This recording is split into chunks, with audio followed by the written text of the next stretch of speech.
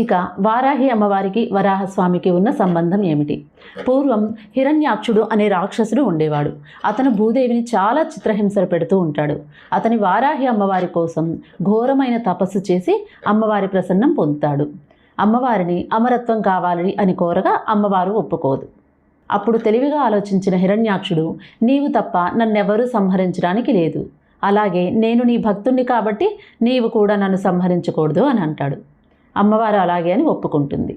ఈ వరాన్ని అండగా చూసుకున్న హిరణ్యాక్షుడు ప్రజలందరినీ ఎన్నో బాధలు పెడుతూ కష్టాలు పెడుతూ ఉంటాడు.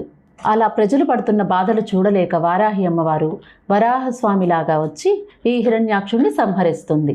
ఈ హిరణ్యాక్షుడు ఎవరో కాదు, భక్త ప్రహ్లాదుని తండ్రి అయిన హిరణ్యకశిపుడి సొంత సోదరుడు. అంతేకాకుండా మత్స్య పురాణంలో శివుని స్వేదం నుంచి అంధకాసురుడు అనే రాక్షసుడు ఉద్భవిస్తాడు. ఈ అంధకాసురుడు రాక్షసులందరికీ అధిపతి అయి